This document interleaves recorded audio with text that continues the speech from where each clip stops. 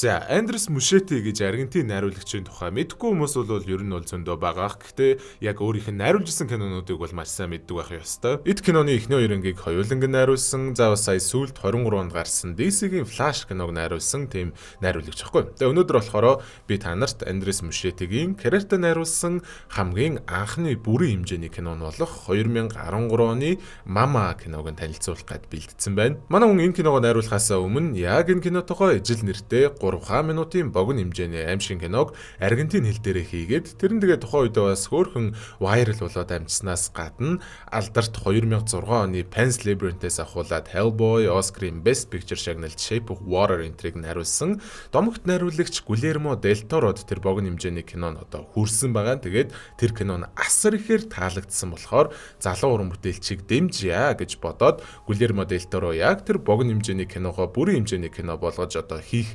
хөрөмжилт басгалтай ажил дээр нь нэлээд гар бие оролцож туслаад продюсерийн үүрэгтэйгээр ажиллаж иж энэ киног нь хийлгэсэн юм байлээ. Тэгээд дөнгөж анхны бүрэн хэмжээний киногоо найруулж байгаа хэний ч танихгүй Аргентин найруулагчийн энэ кино нь 15 сая долларын зардлаар 148.1 сая долларын орлоготой ажиллаж чадсанаар ч зогсолгүй.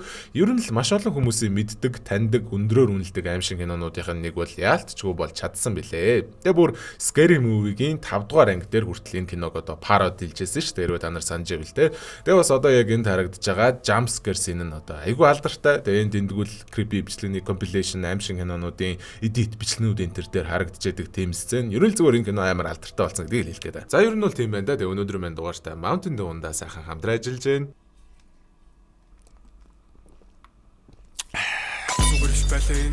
Бэтэн бэчний тэр дуу булам төрх харцан чин мас орн галзуургаад ганц гурав номер чин нугар чин нуруу чин төгс эй бэд бич зурх чин төгс чамд хэл хүүхс мөр Тэгэхээр кино маань арилжааны ханш ч юм уу юу ч ямар ч байсан улс даяар ямар нэг юм нь уналтанд орсноос болоод mental breakdown оронгуудаа ажлынхаа нэлээд хэдэн үнийг алчхаад дараа нь гэртээ ирж эхнэрээ алаад хоёр охиноо машиндаа суулган хаашаа ч юм бөө мэд жолоо бариад явж байгаа нэлээд тогтургүй сэтгэл зүйтэй залуугийн зураглаар эхэлж байгаа юм. Сүүлдээ машинтайгаа замын хажуу руу онхолдож осолдсныхоо дараа таарсан нэг хуучин байшин руугаа яваад ордгийг. Октоудасаа өөр өрөөнд ороод бөөнлөн болж уйлж жагаад амиа орлохоор шийдэж байгаа юм байлээ. Тэгснээ за би амиа оруулчвал октууд маань харж хамгаалах хөнгүүгээр энд үлдчих юм байна штэ. Тэгэж зовж үсний оронд өөртөө хамт алчхая гэж бодонгуудаа төрүүлээд том охин болох Викторияга аавын охин цаашаа харжээ гэж яагаад яг араас нь буудахж ирсэн ч гэсэн гинэтэл нэг асар том биетэй хар юм араас нь гарч ирээд өөрийг халаадахдаг. Тэгтээ хамгийн гол нь тэр үл мэдэгдэх хар биетэй хүн нь манай Виктория болон Лили хоёрт ямар ч хор учруулах хүсэлгүй эсэргээрээ бүр хайрлж хамгаалах зорилготой байгаа юм байлээ. Харанхуй булангаас Черри Жимс энэ төр одоо өнхрүүлж өгөөд идгийг. За тэгээ энэ явдлаас хойш бүхэлдэн 5 жил өнгөрчхөд байхад октын аав залуугийнх нь ихэр ах буюу Лукас гэж нэг зураач залуу Анабел хэмээх найз охиныхоо хамтаар одоо хүртэл бууж өгөлгүйгээр Виктория Лили хоёрыг хайсаар л байгаа юм байлээ. Өөрөө бүр ямар ч мөнгөгүй өдөржин шүнжин нойр хоолгүй ажилдаг хэцүүхэн амьдралтай ирнэ. Нэг хоёр нөхрийг цалинжуулаад байнгын хайлгадаг байгаа юм л да. Тэгээ 5 жилийн турш тэр хайлт нь ямар ч үр дүнгүй байсан ч гэсэн эцэст нь нэг юм тэр хайжсэн хоёр хүн нь Виктория, Лили хоёрыг олдог. Тэгээ яг л нөгөө нэг хуучны жижиг хэм байшинда хоёулахна бүхэл бүтэн 5 жил амьдраад за баг хүнч гэж хэлэхэд хэцүү зэрлэгшсэн араатан амьтан шиг айгүй эвгүй байдалтай л байж идгийг. Ямар ч байсан асрамжийн газрынхаа анхааралд аваад энгийн орчинд авчираад гсэн ч гэсэн баг дүү Лили нь бол угаасаа тэр байшинд очихдоо л хэлд ороогүй нялхаараа байсан болохоор хүнтэй юм ярьж чадахгүй, нийгмийн харилцаанд ч орж чадахгүй айгүй хэцүүхэн л байдаг. Аар ихч Виктория нэхэндээ жоохон параноидлж исэн ч гэсэн Лукас угаасаа Викторияг хараа муутай гэдгийг мэддэг. Тэгээд харааны шил авчираад өгдөг байхгүй. Виктория тэр шилээ зүүснэхээ дараа Лукасыг хараад хөөх юм тэгээ шууд л аава гэд тэврээд авдаг. Тэнд хэдүүлээ бас нэг чухал дүртэйгээ танилцдаг нь одоо яг энд харагдаж байгаа манай хоёрыг хариуцж авсан хүүхдийн сэтгэл судлаач болох доктор Дрейфус мэдээж Лукас маань дүүгийнхээ хүүхдүүдийг өөр дээрээ л амаар байгаа штэ тий. Тэгсэн чинь нөгөө нэг октын ээжийнх нь төрсэн ихч гэх нэг сонио авгаа алга болсноос нь хойш хайлт майлтанд нь ямар ч дэмжлэг үзүүлэлгүй октуудыг зүгээр л үхсэн гэд хайцсан байжсэн юм байж.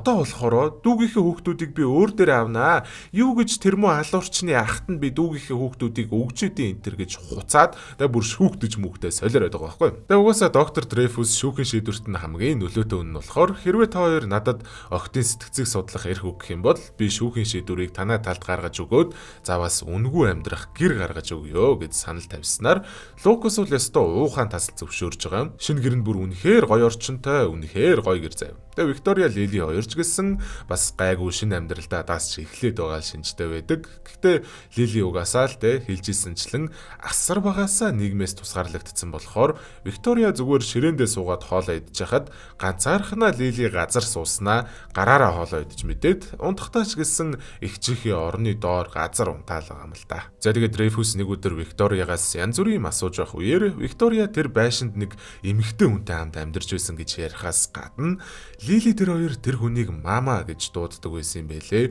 Тэгээ бас нэг амар эвгүй юм ярьдаг нь мама Викториягийн зүүдээр нь дамжуулж нэг эмнэлгээс оргонгуудаа нялх хүүхэдтэйгээ хамт хавцал дээрээс үсрээд амиа урлсан эмэгтэйгийн тухай харуулж исэн гэдгийг. Яг тэрнийхэн дагуу Дрейфус хотынхоо архив дээр явж очиод тийм хүүхэдтэйгээ хавцал дээрээс үсэрсэн эмэгтэйгийн хэргийн талаар сураад хайгаад очисон чинь нэрэл яг галзуугийн эмнэлгээс оргонгуудаа өөрийнхөө хүүхдийг олж очиж хулгаалаад хүүхдээ тэрвэрнгээ хавцал дээрээс үсрээд өгцсөн тийм хэрэг нэлээд хэдэн жилийн өмнө гарч ирсэн байлээ. Ингээд Дрейфусыг мөрдлөх хийгээ явж явах үеэр манай нөгөө эдийн амьдрал бол үргэлжлээл байгаа шүү дээ, тийм. Анабел ер нь бол Лукасаас тис ондоо ертөнцтэй рок хамтлагт гитар энэ төр тоглодог айгуу тийм хариуцлагаасаа зүхтаадаг тайпын эмэгтэй байхгүй. Ялцчгүй Лукас тайртай юм болохоор л хэцүү үед нь хамт байх гээд хүүхдийн өсгөлтийн ажлыг тэлсээд байгаад байгаа болохоос ш яг үнэндээ хүүхэд энтерт бүр амар дургуул эмэгтэй гэсэн үг. Тэгээ яаж ч нэг өрөө коридорт нэг юм хүний дүрс харагдаад тэрийн Лукас юу вэ хэн бэ гэж шалгах гээ гардаг.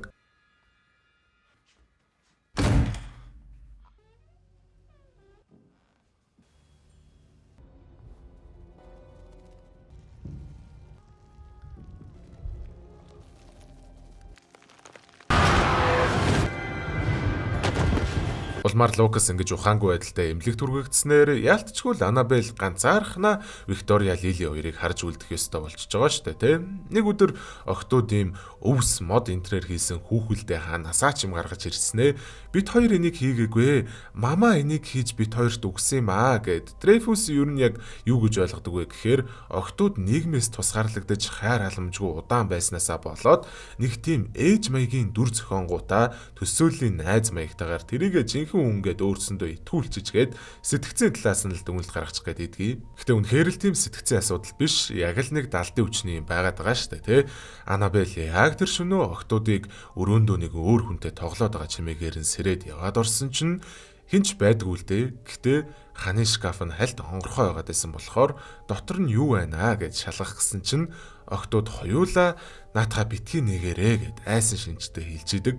Анабел ч гэсэндээ тэгээд айгаад те тархиа ашиглаад онгоолгож үзэлгүйгээр хаалгыг хаач гараа явдгийг. Унтсныхаа дараа яг л нөгөө нэг Викториягийн зүүдэнд орж ирсэн шиг нэг тийм эмэгтэй галзуугийн эмнэлгээс оргоод сүмээс орж хүүхдээ авангуудаа хүмүүсээс цухтааж эцэст нь хавцал руу өсөрж үхэж байгаа зураглалыг яг бүр тэр эмэгтэй гэх нь өөрийнх нь өнцгөөс хардгийг.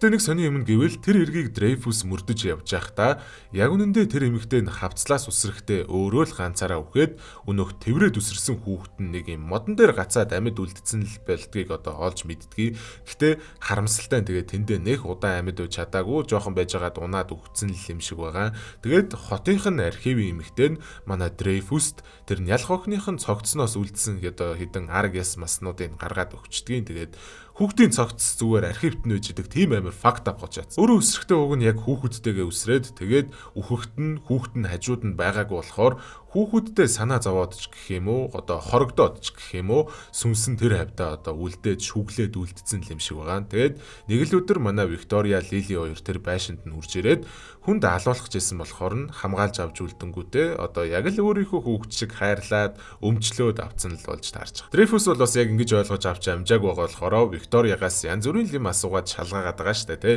Удалгүй арайхан хаан дээр ийм хар юм гарч ирснээр бушуухан шиг л тэднийхээс гараа зугтаага явчихж байгаа. Гарч явангуудаа илүү их мэдээлэл цуглуулахын тулд угаасаа тэгээд тэр хуучны байшин руу явдаг. Тэгээ яг энэ үеэр нь Лили маматай уулзах гэж шүн цонхоороо гарч байгаа. Гэхдээ мэдээж мама тэнд нь байдаггүй юм. Дрейфусыг алах гээд байшин руугаа буцсан байх нь тодорхой.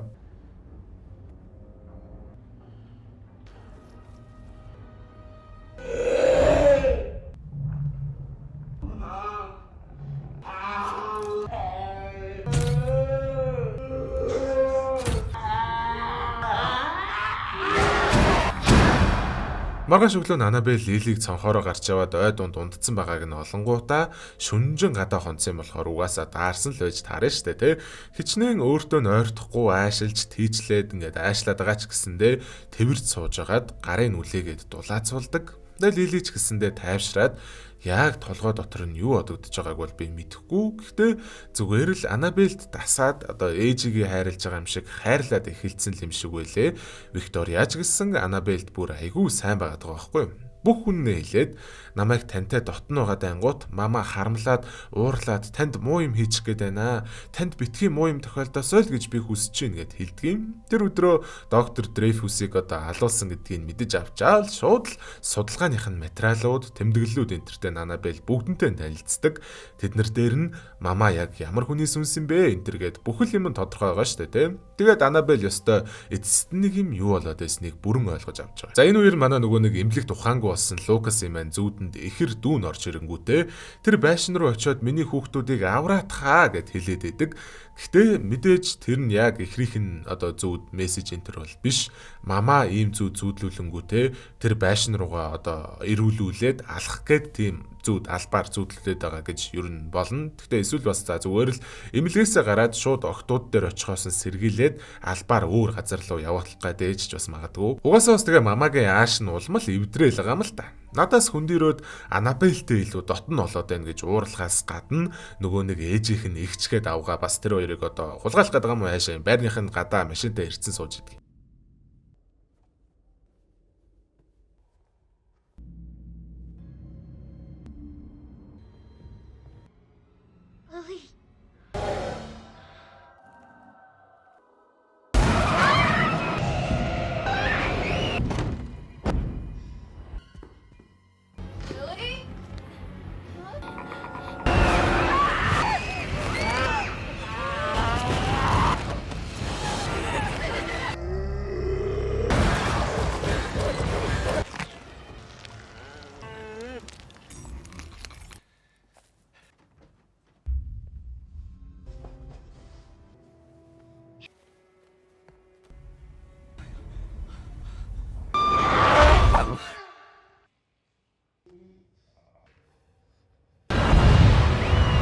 Анабелийг сэрэгт нь октод бүр ор сурггүй алга болоод гсэн байдаг. Байх магадлалтай цорын ганц газар нуулах өнөөх жижиг хэм байшин руугаа явах замдаа Лукастай ч бас таарад яван явсаар очиход байшинда байдаггүй ч гэсэн хажууханд нь байрлалтай хавцлын оргил дээр октод нь сууж илгүй яхав. Октод мэдээж хоёулахнаас сууж байгаа бол биш. Мама бас тэнд нь байгаа. Дахин нэг удаа октодыг дагуулад хавцлаас үсрэх гээд байгаа мó яагаад. Лили дагаж очиод яг унах чахт нь Лукас өсөрж очиж иж авардаг. Заавас Анабель өнөх модонд гацаад үлдсэн хүүхдийн цогцсыг аваад ирсэн бэлээ. Тэрийг гаргаад өгөхөд мамагийн царай нь бүр яг амьд байх үеийг рүүгээ буцаж очиод өчнөө л олон жилийн дараа одоо төрлөө олж чадахгүй ингээд хорогдож исэн ганц шалтгаанаа олоод зангилааг нь олоод тайвширч байгаа шүү дээ тий. Даанч удалгүй Лили ээжээ гэж орилоод мама бол угаасаа Лилиг хүүхэд л юм шиг хайрлдээ штэ тий. Тэгээд энэ хоёр нөхөр миний хүүхдийг зовоогоод байна гэж л ойлгож байгаа юм шиг байлээ. Буцаж Дарк төрх рүүгээ хувраад хүчээр шууд Лили Виктория хоёрыг булаагаад авчдаг. Анабель хамгал тэнхээгээрээ тэр хоёрыг буцааж авах гэж оролдон мөлгсөн ч мама бол угаасаа өгөхгүй тодорхой. Гэхдээ л адилхан л хүүхдийн хэдлөө тэмцэж байгаа эмэгтэйчүүд гэдгийг ойлгож байгаа болохоор хүч хэрэглэлгүйгээр толгоог нь дараад болиулаад байхад л Анабель урдаас нь мөлгөхөө болохгүй л байгаа юм. Сүүлдээ Виктория өөрөө Анабельтэй үлдэх сонголтоо хийгээд уучлаарай, хайртай шүү гэж мамаатай эцсийн удаа салах ёс хийсэн ч Лили бол мамаатай үлдэх сонголт хийж байгаа юм билээ. Виктория Лилигээс эгчтэйгээ хамт үлдчихээчтэй гэж өчнөө гуйсан ч мамаа тэр хоёр хамтдаа яваад Виктория Лили хоёр мань салж байгаа. Really?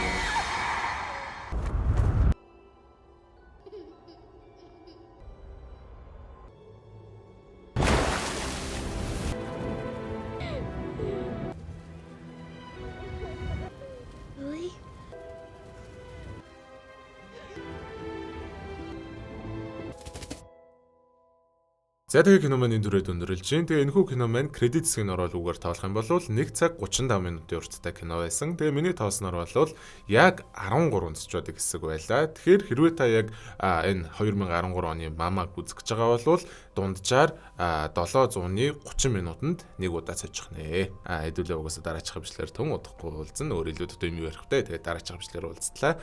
Түр баяртай. Хайртай шүү. За. Сайхан гоё зүтгэл.